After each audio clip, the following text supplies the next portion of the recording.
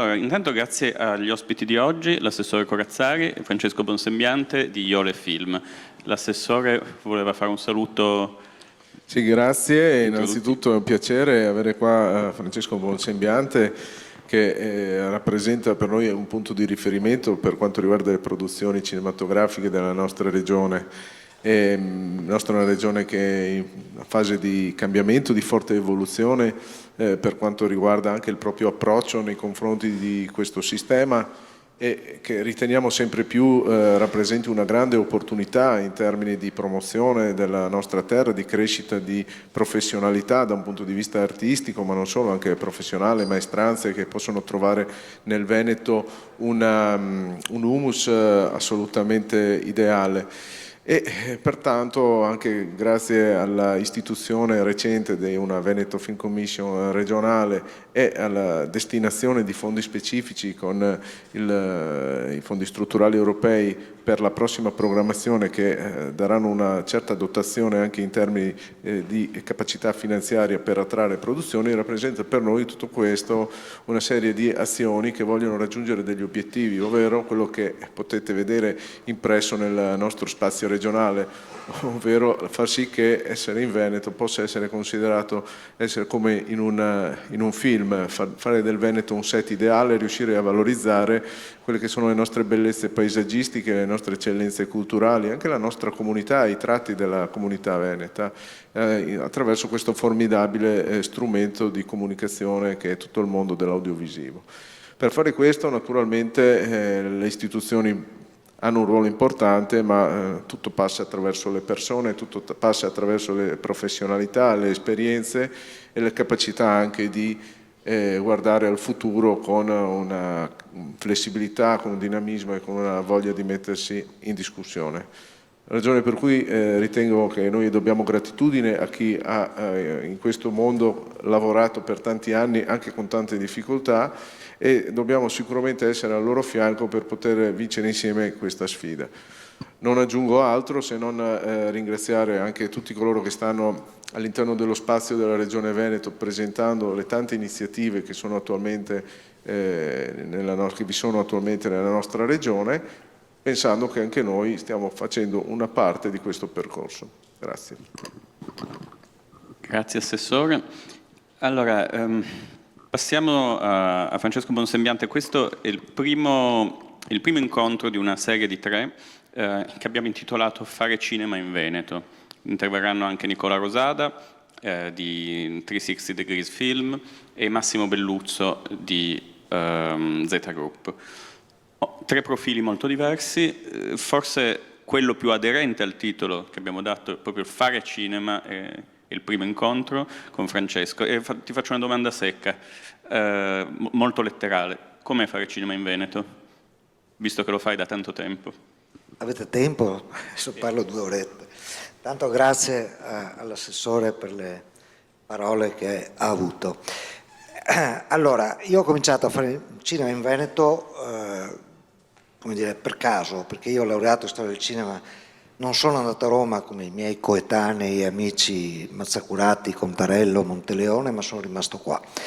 E quando Carlo è tornato, la sera proprio che è tornato a vivere a Padova, mi ha detto: ma perché non raccontiamo le nostre eccellenze e non raccontiamo, perché non andiamo a trovare Rigoni, Stern, Zanzotto e Meneghello? E da lì è partito, abbiamo fatto i famosi 3 ritratti, uno di Andrea Zanzotto, uno di Gigi Meneghello e uno di Mario Rigoni Stern. Quella è stata la mia prima esperienza con un tutor importante che è stato Angelo Barbagallo, che è il produttore, il vecchio socio di Nanni Moretti della Sacher Film, una carissima persona che mi ha teleguidato da Roma su tutto quello che dovevo fare per riuscire a produrre questi 3. E lì è stato, come dire, un salto nel vuoto condiviso da subito però con la Regione Veneto, che ha capito che fermare in pellicola all'epoca questi 3 meravigliosi personaggi era una cosa fondamentale per la collettività. E devo dire, sono passati la bellezza di 22 anni dalla proiezione qui a Venezia di Mario Rigoni Stern al Festival di Locarno di Gigi Meneghello e al Festival di Torino di Andrea Zanzotto, E tuttora, come dire, sono 3 lavori che brillano per la loro, in qualche modo, modernità, nel senso che chi li vede oggi non si accorge che sono fatti 22 anni fa, questo grazie alla maestria di Carlo ovviamente. E da lì abbiamo cominciato con calma, con lentezza, uno alla volta, facendo i passi, come dire, se mai più lunghi della gamba, partendo però sempre, sia con Carlo che con Marco Paolini, da un concetto. Cerchiamo di raccontare il Veneto non come paesaggio, non come luoghi e basta, ma come vita sociale, vita di esseri umani e vita anche della natura, dei luoghi, eccetera. Per cui abbiamo cercato di coniugare le due cose. Per cui nei nostri film, che sono praticamente tutti che parlano di questo territorio, in tutto ne abbiamo fatti 30 tra film e documentari, non mi pare che ce ne sia nessuno svincolato da questo, abbiamo cercato di lavorare nella doppia dimensione. Anche coi corti, vi faccio un esempio che pochissimi sanno, nel 2012 venne da me un ragazzotto di 26 anni che aveva fatto un documentario sulla CGIL e mi chiese di vederlo. Io alzai gli occhi al cielo perché vedere un documentario sulla CGIL non è che mi entusiasmasse, però lo vidi e restai a bocca aperta, era strepitosamente fatto bene per un ragazzetto. Allora l'ho richiamato, ci siamo visti e lui mi disse che voleva andare in Francia a trovare l'amorosa e cercare lavoro là. Allora gli ho detto perché non facciamo un corto? E così abbiamo fatto. E lui con quel corto è andato in Francia e da quel corto, un ragazzo di Montegrotto, 2 anni fa ha rappresentato la Francia agli Oscar. Lui è Filippo Meneghetti col film 2. Per me quella è stata una soddisfazione impari rispetto al resto, cioè un ragazzo di Montegrotto Terme, talentuoso, capirlo, dargli il biglietto da visita audiovisivo che gli ha permesso poi di lavorare in Francia, è stata un'operazione strepitosa. Il film aveva tutti attori veneti, Citran, Nicoletta Maragno, Valerio Mazzucato, ambientato nei Colli Euganei, e con quel piccolo cortometraggio Filippo è riuscito a trovare la sua strada. Quindi il Veneto non è solo bellezza, città medievali, eccetera, ma è anche grandi talenti di autori, di registi e grandi maestranze di tutti i tipi, di tutti i settori. Insomma, è una terra che ha partorito direttori della fotografia, fonici e quant'altro, montatori di grandissimo livello. Questi sono, come dire, nati attraverso anche a una coltivazione, soprattutto grazie, devo dire, a Guido Cerasuolo, a Mestiere Cinema, che hanno lavorato tantissimo da tantissimi anni e hanno costruito piano piano una professionalità generale di alto livello. Per cui era difficilissimo e piano piano, giorno dopo giorno, è diventato più, tra virgolette, facile, nel senso che c'è tanta gente, vivi adesso in un contesto di gente che fa cinema e questo agevola il lavoro di tutti. E in più, finalmente, dopo tanti anni, abbiamo una Veneto Film Commission che funziona, finanziata e con un bravo direttore, cosa che 20 anni fa supplicavamo, ma che non si vedeva l'alba. Tu eri un po' all'origine di questo progetto di Film Commission, sei stato uno dei primissimi a chiederla, vero? Sì, certo, sono stato uno dei primissimi, avevamo fatto un'associazione che si chiamava Veneto Cinema Pro con Guido Cerasuolo, Nicola Rosada, sempre gli stessi peraltro, e piano piano abbiamo cercato di far capire, è stata recepita una parte, cioè il fatto che ci dovesse essere, ma non è mai stata di fatto finanziata, se non nel 2010, anno in cui un piccolo finanziamento è stato dato e Io sono lì, che è il primo film di finzione che noi abbiamo fatto, ha avuto il finanziamento, come lo ha avuto Piccola Patria di Rossetto, e quindi è stato, secondo me, il 2010 l'anno come dire, del primo chip del pulcino Veneto Film Commission. Però poi c'era un anno sì, 4 no, e in questo settore se non hai continuità non attiri nessuna produzione, perché se tu non sai che ci sono i fondi l'anno prossimo, in che mesi, eccetera, vai da un'altra parte a sviluppare il film. Paragonandoci alle altre parti, limitandoci all'Italia ovviamente, secondo te cosa manca ancora in Veneto, nel sistema cinema veneto intendo?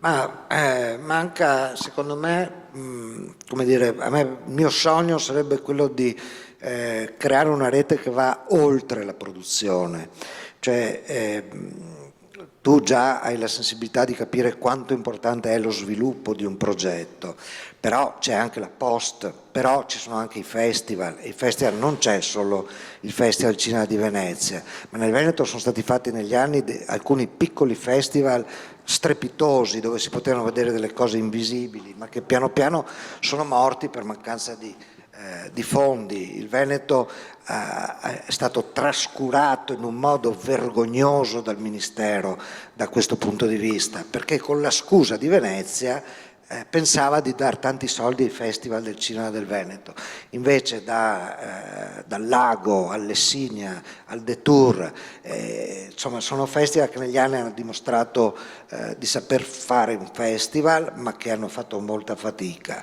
Esiste una bellissima società ad Asolo che si chiama Hive Division, no, Hive basta, Hive Division, ecco, perché c'è anche uno che noleggia mezzi, che noleggia macchine da pesca, si chiama Division, quindi faccio sempre confusione.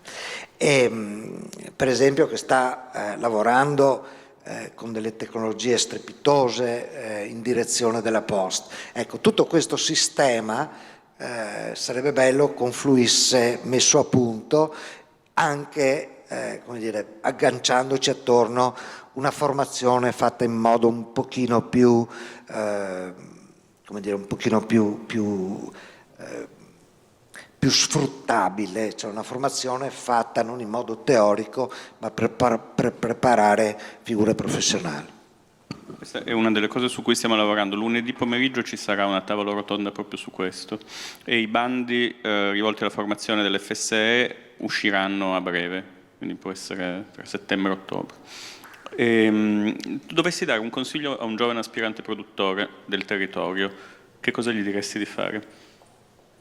Gli direi di prendere un progetto che gli piace, di 2 pagine, e di mandarlo a tutti i mercati che ci sono, e ce n'è 1,5 miliardi, a partire da quello che ha organizzato Jacopo nel Veneto del Torino Film Lab, e lavorare con quello, andare a questi mercati, essere selezionati, quindi non è facilissimo, ma se il progetto è buono ci si arriva, e iniziare questa avventura meravigliosa di dare nelle mani di altri, di professionisti, il proprio progetto. Questo è l'unico modo per far crescere un progetto e imparare a capire cosa serve, quali sono come dire, le strade da intraprendere per poi arrivare a produrre. Io feci così con Io sono lì e poi ho continuato a farlo con gli altri progetti, e questa è l'unica strada seria. Oggi poi non si può pensare più, secondo me, di iniziare un'attività di produzione indipendente, artigianale, se non la si fa in ambito europeo, cioè farla solo italiana è assolutamente velleitario e impossibile, e quindi bisogna assolutamente frequentare questi mercati. Ma i ragazzi giovani è come fare ogni volta un master, molto divertente perché sono ovviamente tutti entusiasti quelli che vengono selezionati, e i progetti crescono, hai relazioni internazionali e piano piano incominci a costruire delle partnership. Questa è l'unica strada seria. Senti, in Veneto, che come si diceva prima, che è un luogo di location molto attrattive, molto affascinanti, è anche una terra in gran parte, lo si vedrà poi soprattutto con Nicola Rosada nel secondo incontro di Fare Cinema, di produttori esecutivi. Tu citavi Guido Cerasuolo di Mestiere Cinema, Nicola Rosada, anche K+ di Fedrigoni lavora tanto su quello, ma gli stessi Hive Division che citavi. È un lavoro molto diverso. Tu non l'hai mai fatto, non l'hai mai preso in considerazione? Non è il tuo? No, non è il mio, perché io per fare un film devo innamorarmi, come di una donna. Quindi io mi innamoro delle 2 paginette, perché io parto sempre dalle 2 paginette. Chi mi manda una sceneggiatura, gli metto la bandierina nel computer, ma è difficilissimo che la legga. Io parto dalle 2 paginette, dall'idea che deve essere folgorante. Se quell'idea mi folgora, allora mi metto a lavorare e a svilupparla.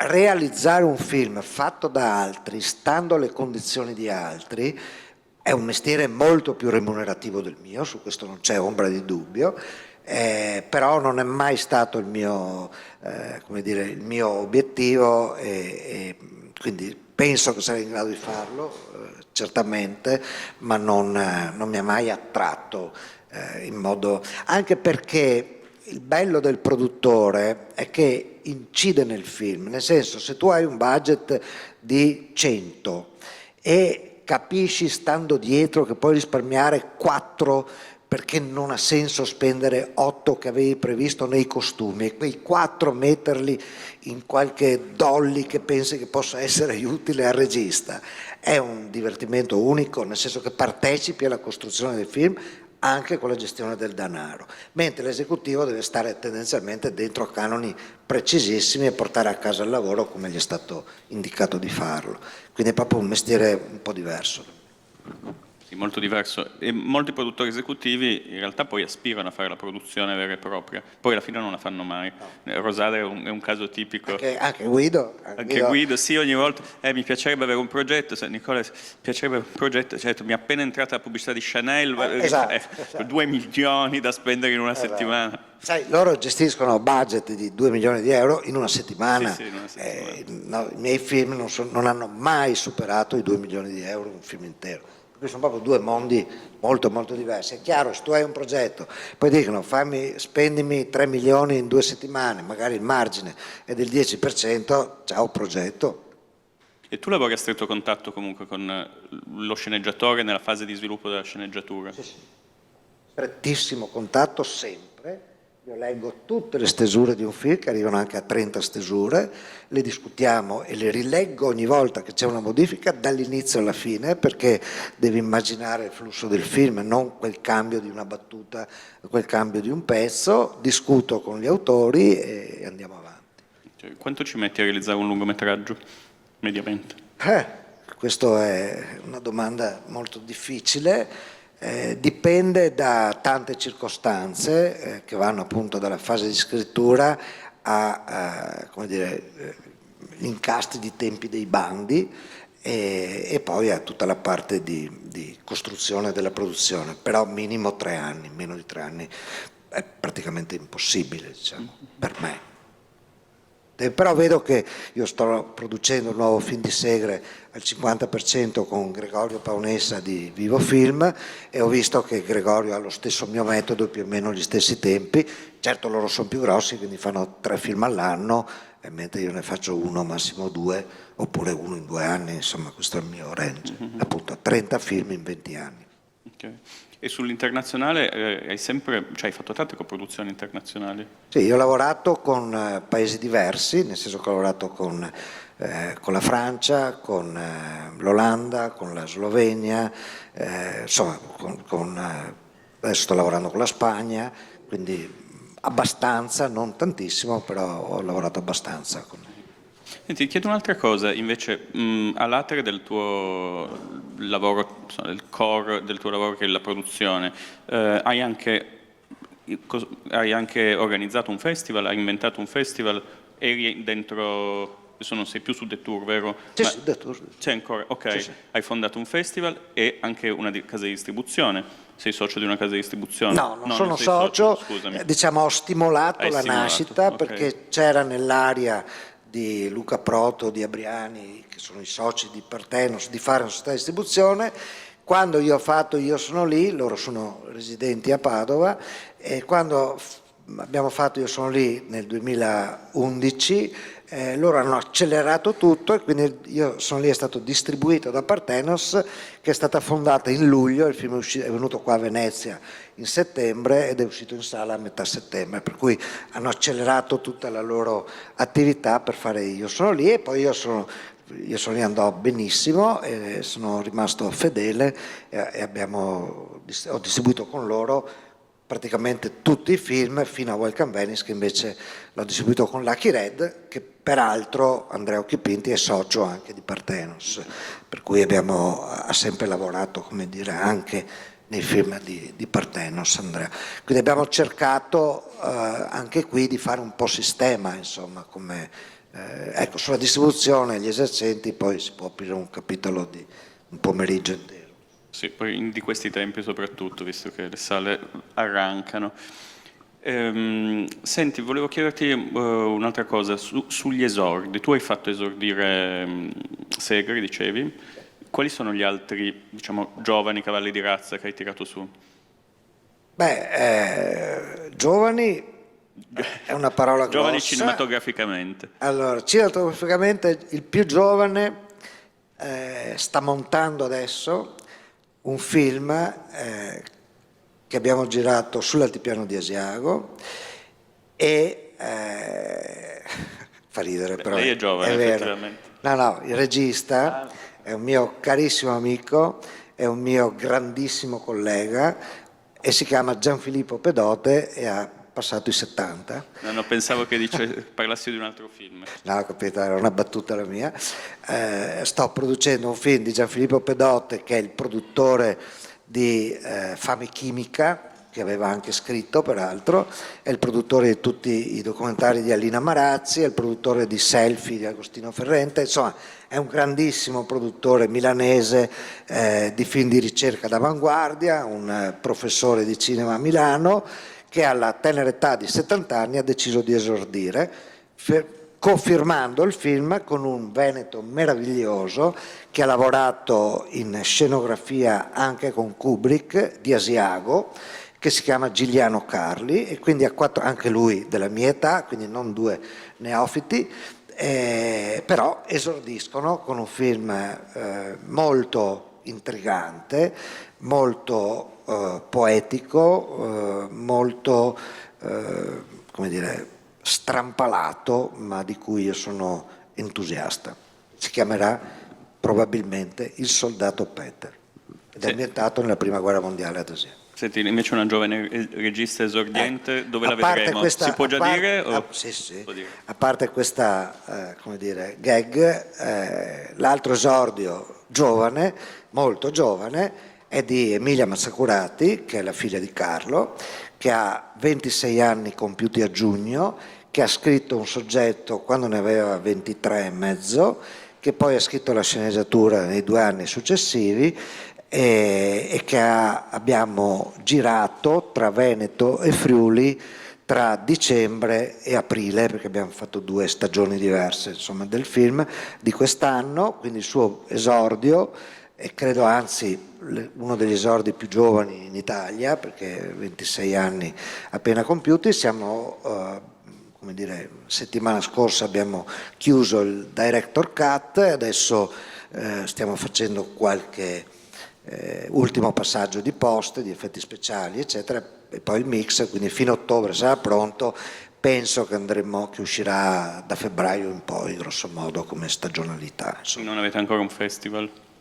No, non abbiamo ancora un festival perché stiamo finendolo adesso, quindi adesso capiremo, però essendo un film molto giovane, molto, come dire, con una messa in scena molto brillante, con un cast importante perché con Carla Signoris, Giuseppe Battistone, Alessandro Gasman, Roberto Citran, Sandra Ceccarelli, per cui ha un signor cast, mi piacerebbe nella mia testa provare Rotterdam.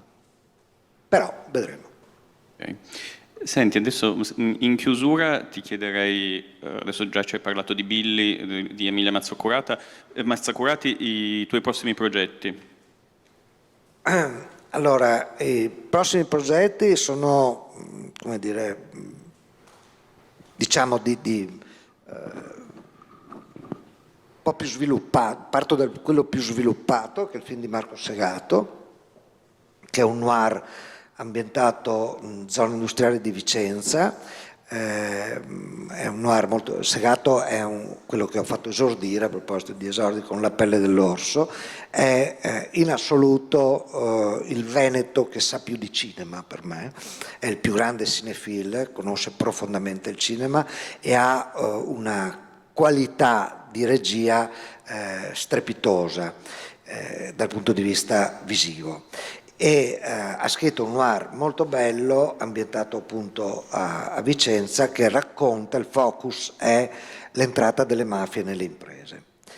Questo è uno. Un altro film che stiamo sviluppando è una immigrazione di rientro ed è la storia di che parte dal reale, di 3 sorelle di una famiglia di Asiago immigrata in Venezuela, che a 20 anni tornano a vivere in Italia, però maledettamente arrivano a Padova negli anni 70, quando politica e droga non ne facevano certo una città serena e tranquilla.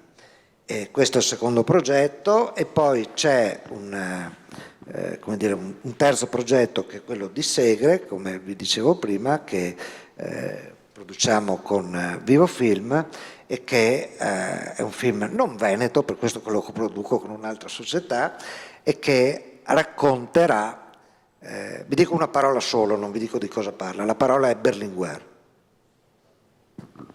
Senti, ci sono delle domande dal pubblico? Non ci sono. Assessore, vuoi aggiungere qualcosa in chiusura? Ma io posso solo rimanere ammirato rispetto... Prego? Pensavo di Berlinguer volessi... No, Berlinguer ricordiamo Berlinguer è una figura politica di primo ordine, al di là delle posizioni politiche, e che è legata storicamente alla città di Padova per i noti motivi che hanno portato anche alla fine della sua vita.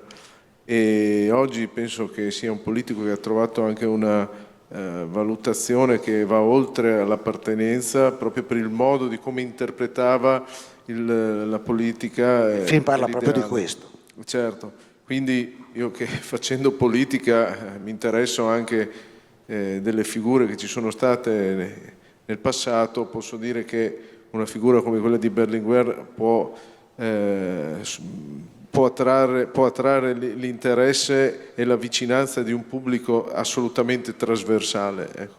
Detto questo, rimango ammirato perché si comprende bene come vi sia un percorso professionale legato profondamente alla nostra regione, alla nostra cultura, all'essenza della volontà di valorizzare un Veneto, una regione che ha molto da raccontare, che ha delle eccellenze riconosciute a livello nazionale e internazionale, ma che forse non è stata in grado di affermarsi come avrebbe meritato in questo mondo e di essere riconosciuta come avrebbe meritato.